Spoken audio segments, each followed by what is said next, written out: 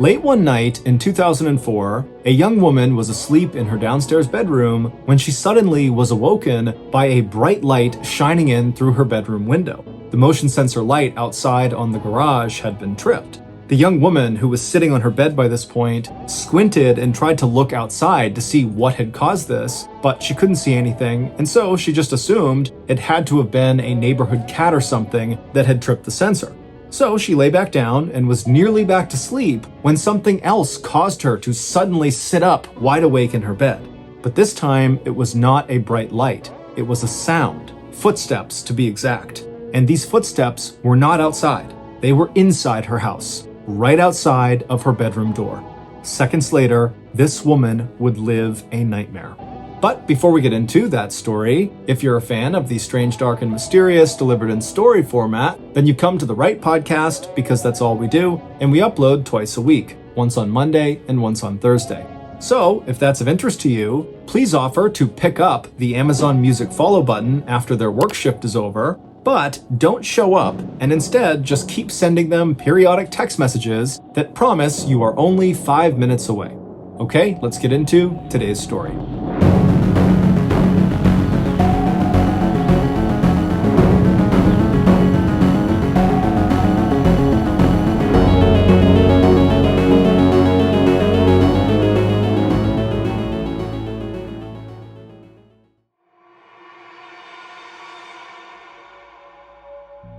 The weather on Halloween evening in Napa, California was perfect. The sky was clear and the air was cool without being cold. And all along Dorset Street, that year's most popular costumes were on display. It was October 31st, 2004, and the tree-lined neighborhood of small but pricey houses was a parade ground for pastel-colored princesses, black vampires, smiling yellow SpongeBobs, and Power Rangers in 6 different bright colors. Trailing behind and alongside these trick-or-treaters were parents who were shining their flashlights at the skull and bones and headstones planted in front yards and at the strings of orange lights around doorways. The whole scene was a snapshot of what made Napa such a desirable place to live. Located just north of San Francisco, the trendy city of 70,000 residents still had a small-town vibe. Spread out around it were miles of green hillsides, covered with the acres of grapevines that had made the Napa Valley the premier wine-producing region in the United States. And tucked inside of this agricultural wonderland, the city of Napa was both beautiful and safe. And on this particular Halloween night, if there was one house on Dorset Street that radiated that feeling of safety and warmth, it was number 2631. Barely 900 square feet in size, the olive green 1.5-story home with the white trim and the attached 2-car garage looked almost doll-sized. Hardly big enough for the 3 26-year-old women who had all moved in there together over the course of the last 9 months. 2 of those roommates, Leslie Mazzara and Adrienne Insania, had been busy all evening passing out big handfuls of candy. Their excitement about this first Halloween together in this little house could be heard loud and clear as they oohed and awed over the little visitors trooping past the effigy of a witch hanging from the outside porch ceiling to knock on the front door. The 2 roommates who greeted the trick-or-treaters, Leslie and Adrienne, and their 3rd roommate, who was sitting in the living room behind them, could not have been more different. Even before she got her degree in engineering, Adrienne had always loved building things. And in keeping with her hands-on and matter-of-fact approach to life, she had no problem telling people what was on her mind. Leslie was a former beauty queen from the Deep South who moved with the grace of someone who had spent 15 years of her life taking ballet lessons. She also had so much natural charm and magnetism that the first time she had visited one of the most famous vineyards in Napa Valley, she had immediately been offered a job.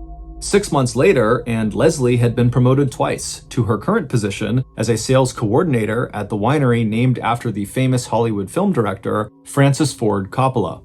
Even the children who were there to get candy seemed immediately taken with Leslie. From her always expertly applied makeup to her long southern drawl, Leslie had stood out from the crowd from the moment she had arrived in Napa just 6 months earlier. But the children weren't just seeing Leslie's striking green eyes and friendly smile.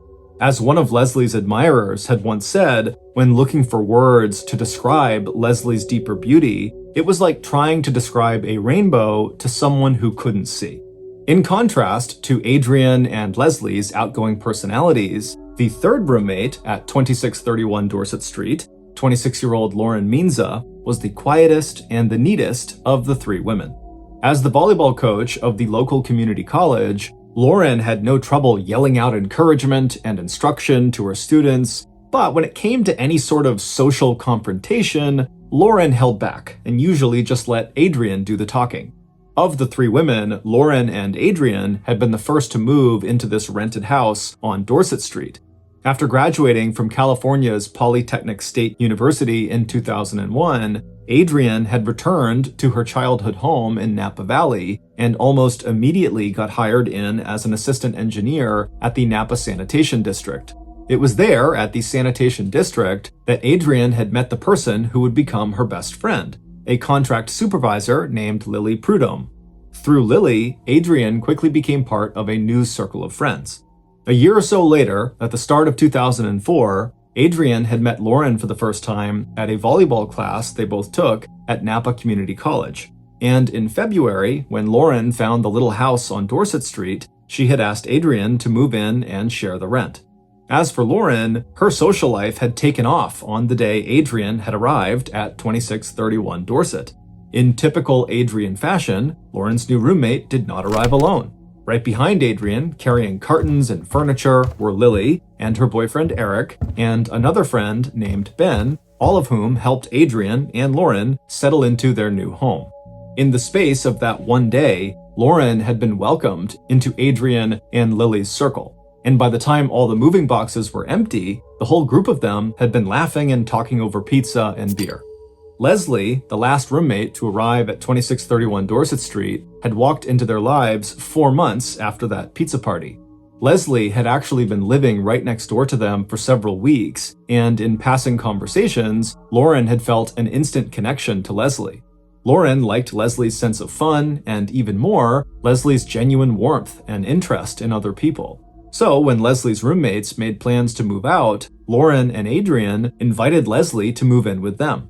Before long, the upstairs bedroom across from Adrian's was filled with Leslie's clothes, perfume, and makeup. Leslie's arrival had definitely changed the dynamic at 2631, but in a fun way. While Adrian had arrived at the little house with a tight but small circle of close friends, Leslie arrived with an army, not just friends, but acquaintances and more male admirers than she could even count. And those were just the people Leslie knew in Napa. Her phone was filled with contacts from her life in Georgia and South Carolina, including ex-boyfriends who still made regular calls to Leslie, hoping to rekindle an old romance. But despite her busy social life and being involved with at least 2 different men at the same time, inside 2631, Leslie had respected her roommate's expectation of privacy.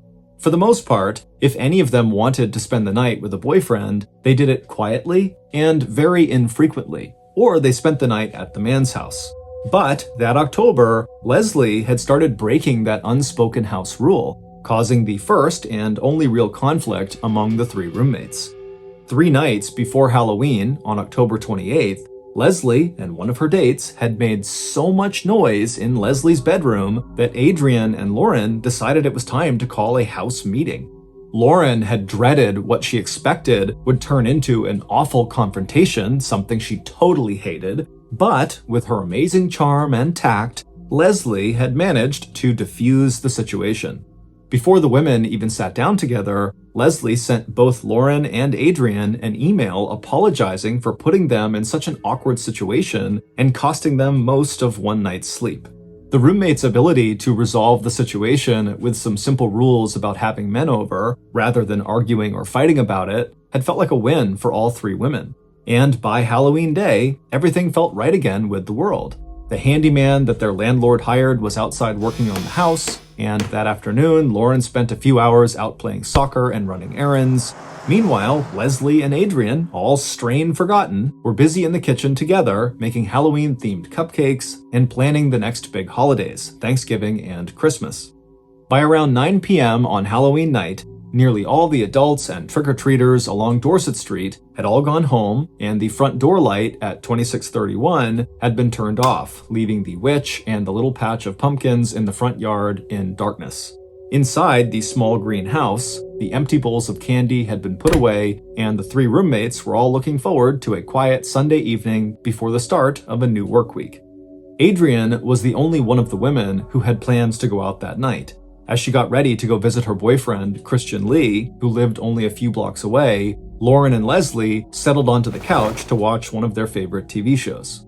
At 9:30 p.m., Leslie got a call on her phone and headed upstairs, where she would get another 2 calls, this time from the father of one of her ex-boyfriends that she'd left behind in South Carolina.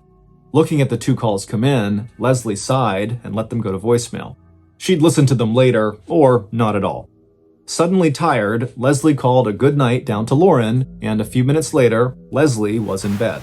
Meanwhile, Adrienne's visit with Christian had ended in an argument. Adrienne was ready for the 2 of them to make a serious commitment to one another, but Christian was not ready. As Adrienne left Christian's a little after 10 p.m. and began heading home, all she could think about was Lily. Here, Adrienne was wanting more from her partner, Christian, while 4 months ago, her best friend, Lily, had moved in the opposite direction with her partner, canceling or at least delaying her plans to marry Eric. Letting herself through the door of 2631 about a half hour later, Adrienne reminded herself that love was just not easy. And after saying hello to Lauren and her dog Chloe, Adrienne made her way up the stairs to her bedroom, directly across the tiny landing from Leslie's bedroom. By 11 p.m., Lauren and Chloe were also tucked in for the night in Lauren's downstairs bedroom. Just a few minutes before, after letting Chloe outside in the backyard one final time, Lauren had done what the last person to bed always did. She'd made sure all the doors were locked, including the garage door and the back sliding door. Then she had turned out all the indoor and outdoor lights, glanced one last time around the cozy house she called home, stepped inside her bedroom, and closed the bedroom door behind her. 2.5 hours later, a little after 1:30 in the morning, Lauren woke up suddenly to a flash of bright light and a bark from Chloe, who was lying on the bed next to her. Outside her window, the motion sensor light attached to the garage had clicked on. Lauren waited, listening, but heard nothing. Turning back over in her bed, Lauren murmured to Chloe that it must have been a neighborhood cat out on the prowl. But just minutes later, Lauren found herself wide awake a second time, and this time it wasn't the outside light. This time she'd been awakened by a sound coming from inside the house. Shushing her growling dog, Lauren listened intently, and she heard quiet footsteps making their way up the stairs towards the second floor where the other 2 roommates were sleeping. Lauren's first thought was that Leslie must have broken their new house rule and invited a man over to spend the night, and that was him kind of sneaking into the house to be with her. Annoyed, Lauren did her best to quiet Chloe and go back to sleep. But just a few minutes later, at about 2 a.m., in the early morning hours of November 1st, Lauren heard the first scream. Lauren and her dog instantly bolted upright. It was obvious that that scream had not been from lovemaking. And a moment later, Lauren's confusion turned to panic and terror as she heard a second scream coming from upstairs, followed by the sound of a violent struggle in the room directly above her. Furniture being shoved aside, things falling on the floor, the stamping of bare feet and shoes. And then Lauren heard Adrienne's voice raised to a shout. "Oh my God, please help! Please help!" Without turning her light on, Lauren stumbled out of her bed. She opened the door of her room and took one step into the dark hallway. For half a minute, Lauren just stood there listening, paralyzed with shock and fear, until suddenly she heard the sound of the glass light fixture at the top of the second floor landing break, and then she heard pounding footsteps as the intruder seemed to fly down the stairs 2 or 3 at a time, coming directly towards her. Jolted into action by a huge rush of adrenaline, Lauren reached down, grabbed Chloe, and turned toward the back door of the house. But no sooner had she stepped through the sliding door onto the patio and out onto the cold, damp grass than Lauren realized her mistake. The backyard was completely surrounded by a 6-foot-high fence, with no way for Lauren to escape. Terrified, Lauren dragged Chloe with her into a thicket of bushes, and just above the thudding of her own heart, Lauren could suddenly hear, from inside the house, the clack of the wooden window blinds in the kitchen. The sound told her one thing: the intruder had not followed her into the backyard. They were somewhere in the front of the house where the kitchen was. And then, when the clacking sound stopped, Lauren thought she heard a window break. Whoever had been inside the house must have left. And then, in the sudden quiet, Lauren heard it again: Adrian's faint but desperate cries for help. A moment later, Lauren crawled out from the cover of the bushes, and then, feeling her way in the darkness, she re-entered the house through the back door, and as carefully and quietly as she could, she picked up the receiver of the kitchen phone to call 911. But all she heard was the beep beep beep of a busy signal. And in her mind's eye, Lauren pictured the phone upstairs, the receiver knocked off its hook during that terrible struggle she'd heard just a few minutes earlier. Lauren put the phone down, and then, taking a deep breath and praying she was right, that the intruder was gone, she tiptoed to the front of the house, turned, and then began to climb the stairs. She was careful not to touch the dark smears along the right side of the staircase that she knew were blood, focusing instead on the light that was coming from one of the bedrooms. Reaching the tiny landing, Lauren stepped around the broken glass light fixture on the floor and turned so she was looking through the door into Leslie's room. But before Lauren could even register the feeling of wet blood on the floor under her bare feet, Lauren saw Adrian. Her friend was crouching in a narrow space between the wall and Leslie's bed. But something was terribly wrong. Adrian's face and neck and arms were covered in blood. As Lauren rushed over to help her friend, Adrian made an effort to speak, but all Lauren heard was a long, gurgling breath deep in Adrian's throat. It was at that point that Lauren noticed something else. On top of the bed, in a pile of blankets and clothes, she saw the body of her other roommate. Leslie lay face down and motionless, with deep cuts all across her back and upper arms. Lauren tried not to slip in the blood as she backpedaled out of Adrian's room. Turning on the landing, Lauren ran down the stairs, she grabbed her cell phone out of her bedroom, and she punched in 911. By the time police and medical emergency vehicles had pulled up to the curb outside 2631 Dorset Street at 2:13 a.m., Lauren and her dog Chloe were still sitting inside of Lauren's car. Afraid that whoever had attacked her friends might come back for her, Lauren had grabbed her dog, jumped into her car, cell phone pressed to her ear, and driven up and down the street as she begged the emergency dispatch operator to send help, and did her best to describe what had happened. She said, "Both my roommates are hurt. I think they're dying." The first officers on the scene set up a loose defensive perimeter around the house. Before letting the emergency personnel inside 2631, 4 other officers, guns drawn, cleared the inside of the little house to make sure it really was empty, except for the 2 victims. The police, who had reached Adrian just before she died, later described the carnage in the upstairs bedrooms as the bloodiest crime they'd ever seen. Meanwhile, wrapped in a blanket and standing outside the house, Lauren told an officer trained in questioning victims of trauma all that she could remember about the attack, from the moment the light flicked on in the backyard to the calls she had just made to 911 operators. And as Lauren would repeat over and over again to police and later to the families of Adrian and Leslie, no, at no point had Lauren seen the intruder's face or noticed any details that would help police identify who had attacked her roommates. And no, Lauren had absolutely no idea who would want to hurt either Leslie or Adrian.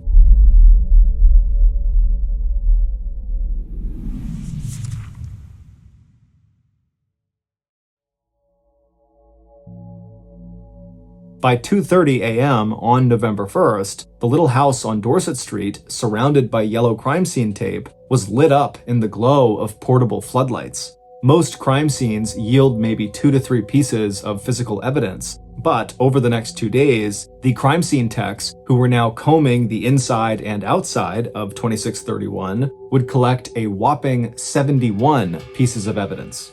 Meanwhile, as small groups of neighbors began to gather together in the street, whispering to each other and calling out questions to the police, Napa Police Detective Todd Schulman was already giving the orders that would get the investigation going. The 4-year veteran investigator assigned officers to canvass neighbors and the growing crowd outside to see if anyone remembered seeing anything or anyone that night that was out of place or suspicious. And based on what Lauren had been able to tell police about her roommate's work, personal and social lives, the detective also ordered his team to start interviewing friends, coworkers, boyfriends, and acquaintances of the 2 victims. And by mid-morning, 7 hours after Adrian and Leslie were murdered, police would be knocking on the doors of Adrian's best friend, Lily Prudhomme, and Adrian's boyfriend, Christian Lee.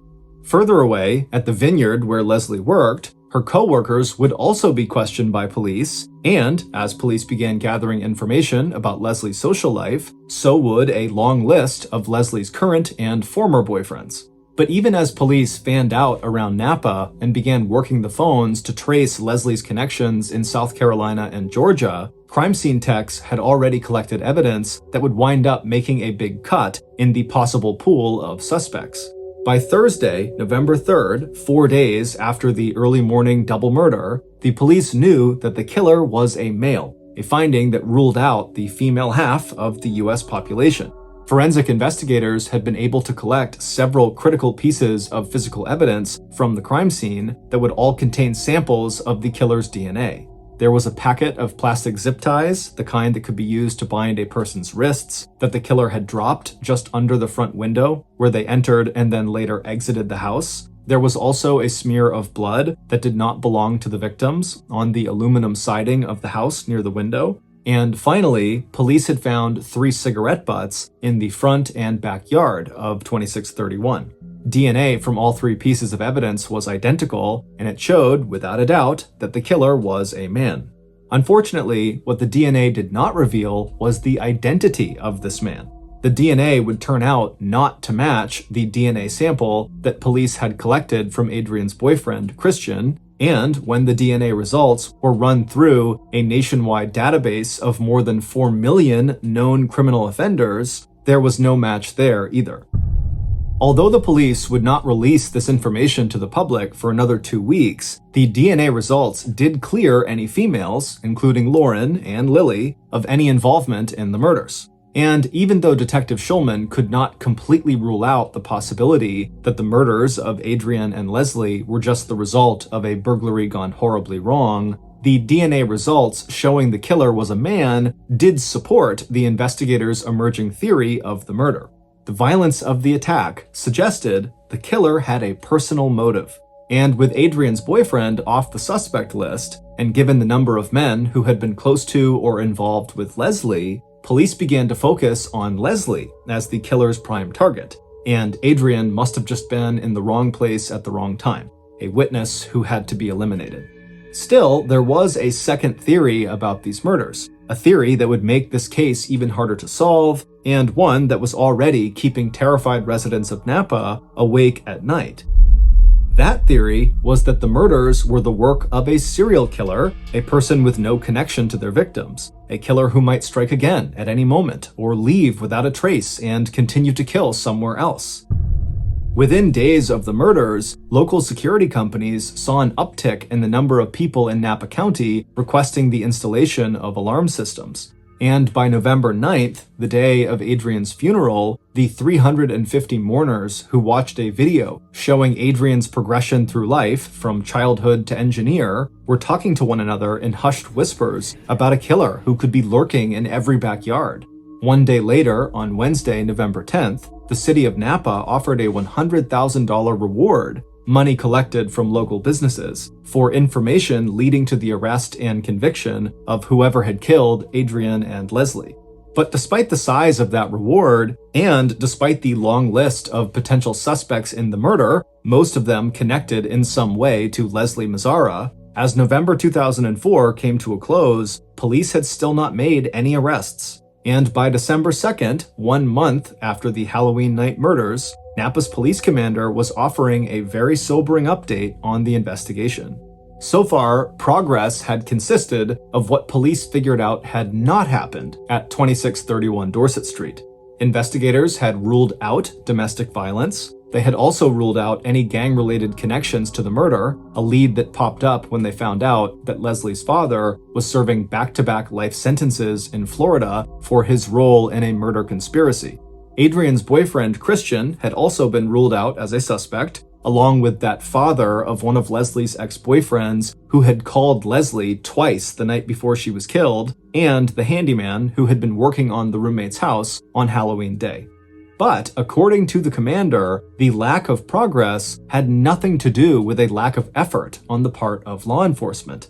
In the days after the murders, several other high-profile agencies had joined forces with the Napa police. Those included a response team from the Federal Bureau of Investigation, the Napa County Major Crime Investigations Team, the California Department of Justice, and a handful of recently retired local detectives who had been rehired to help investigate this case. And behind the scenes, police had collected DNA swabs from almost 200 men who had some connection with the victims, and investigators had conducted nearly 1,000 interviews across 8 different states. Still, it just wasn't enough. Standing up in front of a packed press conference, the commander of the Napa Police Department told the public that 1 month after the murder, law enforcement had nothing to indicate that they were going to solve this case, quote, today, tomorrow, or next week, end quote. And if anything, that prediction turned out to be a very big understatement. Because over the next 10 months, the only breakthrough on the case was the use of a new DNA analysis tool that allowed police to further narrow down their suspect pool. In addition to knowing that the murderer was male, police now knew with good certainty that he was also of Northern European descent with possibly blonde hair and blue or green eyes. But while this ruled out suspects of color, it wasn't enough of a break to lead police to their killer. In the meantime, as the investigation dragged on, friends of Adrian and Leslie tried very hard to keep the memory of these 2 women alive and to move forward with their own lives. In between candlelight vigils, fundraisers, and interviews with the media about Adrian and Leslie, there was only one bright spot. Inviting their friends and Adrian's family to join them, Lily and Eric got married in a celebration of life service at the Big White Episcopal Church on 3rd Street in Napa. It would not be until the fall of 2005, almost a year after Adrian and Leslie were murdered, that investigators finally got the break they needed to solve the so-called Halloween homicides. After basically running out of options for kickstarting an investigation that had ground to a halt, the Napa Police Department had decided to go public with one of the details in the case that they had been keeping a secret. Holding back evidence is a common practice in investigations. Investigators like to use undisclosed information to help confirm whether a suspect actually knows details about the crime that have not been made public. It also helps police rule out false confessions. In this case, the detail related to the cigarette butts that had been picked up by crime scene techs in the front and backyards of 2631 Dorset Street early on the morning of the murders. In August 2005, 9 months after those cigarette butts were collected and tested for DNA, further analysis had revealed that the cigarettes themselves, Camel Turkish Golds, were very unusual. Not only did the cigarettes have distinctive markings around the filter, they had only been on the market for 14 months, and they were only sold in Napa by a handful of stores. A month later, on September 21st, in a last-ditch effort to jog the memory of anyone who might know a smoker of Turkish Gold cigarettes, Detective Schulman released the name and description of the cigarettes to the local media, calling the information an important new piece of evidence in the Halloween murders. And for one television viewer, that evening's headline story about these Camel Turkish Gold cigarettes immediately struck a nerve. Sitting in a house just 2 miles away from the place where Adrian and Leslie had been killed 11 months earlier, the viewer suddenly stiffened up in his chair and turned up the volume on the TV set. As the newscaster ran through the latest details in the murder investigation, the young man watching knew that he had information that could be vital to the police trying to solve this case. Leaning forward, the young man clicked through other news stations on TV to see if he could find out any more information on what police were calling a breakthrough. 5 days later, on September 27th, Detective Schulman got a call from the Napa police station. Someone had just walked into the station asking for a detective and said he had important eyewitness testimony related to the murders of Adrian and Leslie. Based on this person's information, along with follow-up interviews and additional investigation by law enforcement, here is a reconstruction of what police and forensic experts believe happened to Adrian Insania and Leslie Mazzara on the night they were killed. For the killer, Sunday, October 31st, 2004, was a day of terrible disappointment. And at that party, on that Halloween night, as the killer looked around the table at the people sitting there and playing cards with him, his feelings of jealousy, anger, and resentment just kept getting stronger and stronger. Those feelings were helped along by all the alcohol, 1 drink for every hand of cards he lost, and the killer was losing the game badly. By the time the killer had been driven back to his house, he was so drunk he had trouble standing up, and by the time he stumbled into the empty apartment, he couldn't even remember getting dropped off at his own front door. But sometime after midnight, after waking up from a short sleep, the killer was sober enough to make a plan for that night and early morning that did not involve going back to bed. Instead, the killer had decided to go confront at least one of the people that he held responsible for the emotional pain he was feeling. And on his way out to his car, the killer stopped in his garage and put together his murder kit: a packet of plastic ties secured with a rubber band, and a sharp knife with a 4 to 5 inch long blade. Then, just before hopping into his car and heading for his destination, the killer patted his coat pocket, making sure he had a pack of his favorite cigarettes, the only brand he smoked now, Camel Turkish Gold. 10 minutes later, when the killer arrived at the little house at 2631 Dorset Street, he parked the car across the street and turned off the engine. Before getting out, he sat for a while in the darkness, looking at the orange pumpkins on the lawn and the witch with the green face twisting from one of the ceiling rafters of the front porch. Then the killer opened the car door and walked across the street until he was facing the closed white garage door of 2631. Standing there quietly, he pulled out his packet of cigarettes and began to smoke, while he lifted his eyes to stare at the upstairs windows. When he flicked one of his cigarette butts out of his hand and into the grass, the sudden movement was picked up by a motion sensor and the backyard light suddenly turned on, temporarily blinding him. But even though this startled him, and he might have even considered turning around and going back home, he ultimately decided to continue with his plan. He moved from the white garage doors across the front lawn to the front door, where he gently tried turning the knob. But the door was locked. However, that didn't mean the windows were locked too. Taking out his knife, the killer stepped from the door over to one of the front windows. And sure enough, when he inserted the blade between the windowsill and the window sash, he could feel the upward give as he pried the window open. And once he was able to slip his fingers under the sash, it was easy to push the window open all the way, giving him plenty of room to crawl inside.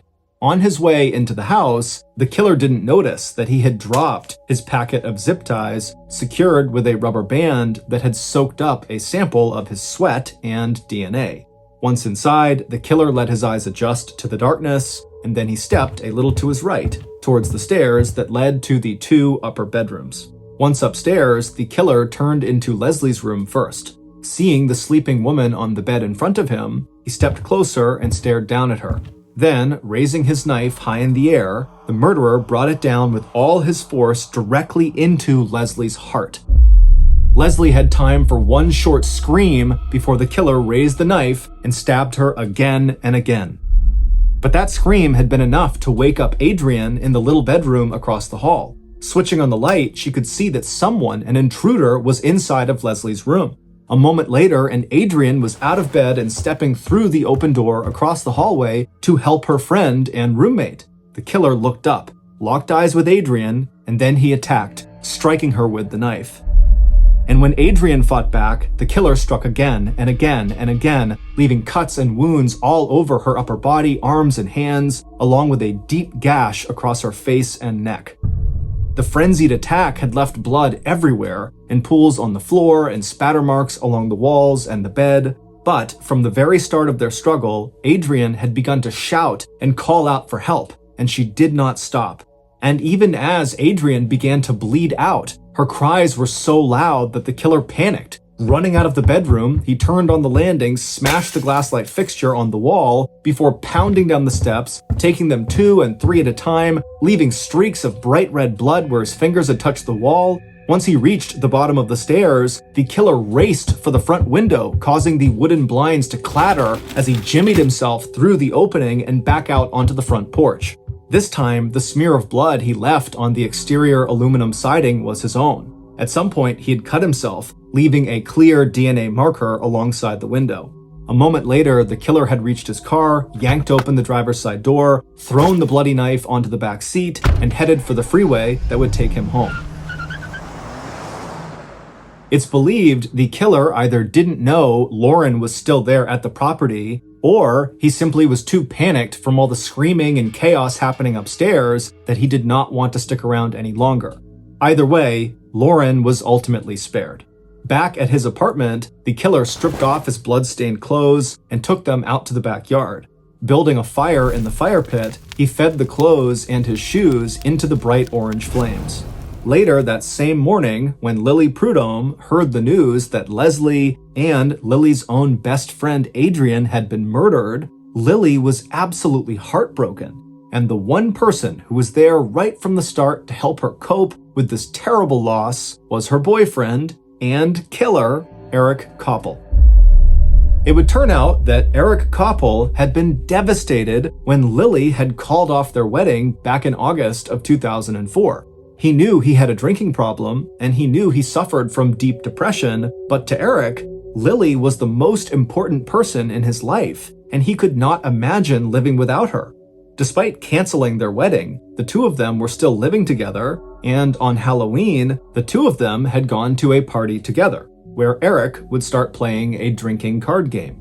But the more Eric drank at that party, the more he kept thinking that October 31st was just hours away from the day, November 1st, 2004, that should have been his wedding day. And instead of getting married to Eric, Lily had planned to spend what would have been their honeymoon on a trip not with him, but with her best friend Adrian, one of the people, Eric was sure of this, who had probably told Lily that she could do much better than Eric.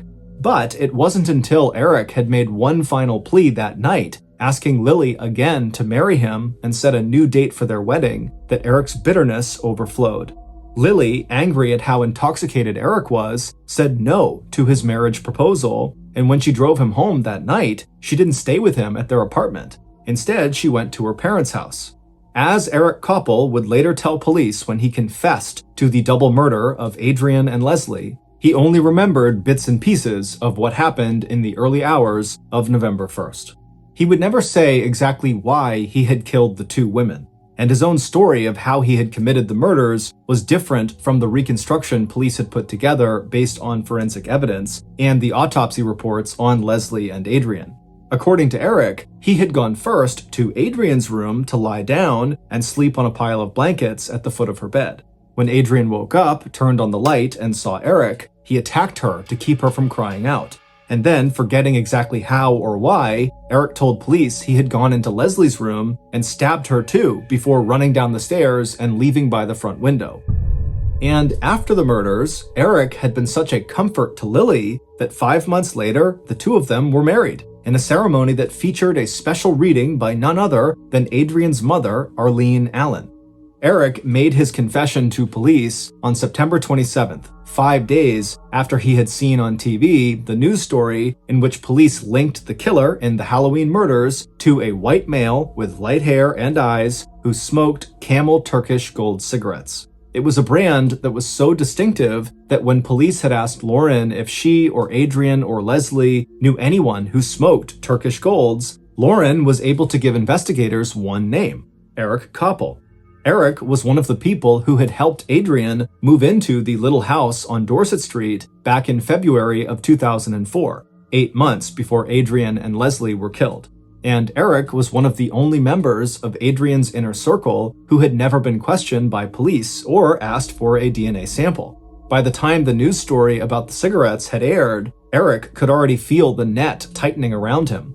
He knew from earlier news coverage that police had recovered the killer's DNA from the scene, and that the blood, saliva, tissue, and sweat were his. And as the killer's DNA profile came into clearer focus, a white male of Northern European descent with light hair and light eyes, who smoked these Turkish gold cigarettes, it was a face Eric recognized every time he looked into a mirror. After starting in late summer, before Turkish gold cigarettes had made the headlines, police, acting on Lauren's tip, had already begun calling Eric. Until then, Eric had slipped below police radar. A quiet and religious 26-year-old land surveyor, he did not appear to have close personal ties with either Adrian or Leslie. And while police collected 218 DNA samples from men known to be among the victim's circle of friends and acquaintances, they did not collect any samples from Eric. When Eric arrived at the police station on September 27th, 11 months after he had killed Adrian and Leslie, he didn't come alone. After seeing the TV news story about the Turkish gold cigarettes, Eric apparently wrote suicide letters to his family. In response to those letters, his family urged him to go to the police. And so when Eric walked alone into the police interrogation room, the family members who had accompanied him sat waiting for him in the lobby. Despite the differences between the police reconstruction of the crime and the story that Eric told them, Eric Koppel was immediately arrested and charged with first-degree murder in the deaths of Adrian and Sonia and Leslie Mazzara. Police were very skeptical that Eric could be sober enough to plan and carry out 2 murders, stand outside his victim's house smoking cigarettes, and later destroy evidence of his crime, but also be so drunk that he was unable to remember actually stabbing and killing his victims, and unable to recall what he had done with the murder weapon, which was never found. On Tuesday, December 5th, 2006, just 2 months after the second anniversary of the Halloween murders, Eric Koppel pleaded guilty to 2 counts of first-degree murder. That guilty plea meant that the families of his victims would be spared a potentially painful jury trial, and it also meant that Eric would not face a possible death sentence. Instead, Eric was sentenced to life in prison without the possibility of parole. He is currently serving his time at Corcoran Prison, a correction center in California designed specifically to house inmates who have a substance abuse disorder. At Eric's sentencing, Adrian's best friend, Lily, told a packed courtroom there was nothing in the world that Eric could do to make her love him less. 2 years later, though, in 2008, the couple got a divorce. Later, Lily would enroll as a graduate student at the University of Edinburgh in Scotland, where she would write a doctoral dissertation on forgiveness.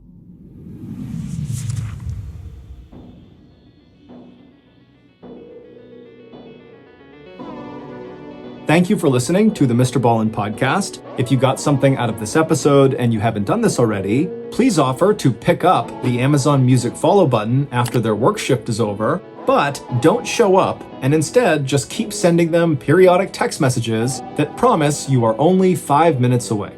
This podcast airs every Monday and Thursday morning, but in the meantime, you can always watch one of the hundreds of stories we have posted on our main YouTube channel, which is just called Mr. Ballen. Consider donating to our charity. It's called the Mr. Ballen Foundation, and it provides support to victims of violent crime as well as their families. Monthly donors to the Mr. Ballen Foundation Honor Them Society will receive free gifts and exclusive invites to special live events. Go to mrballen.foundation and click Get Involved to join the Honor Them Society today. If you want to get in touch with me, please follow me on any major social media platform and then send me a direct message. My username is just @MrBallen, and I really do read the majority of my DMs. Lastly, we have some really cool merchandise, so head on over to shopmrballen.com to have a look. So that's going to do it. I really appreciate your support. Until next time, see ya.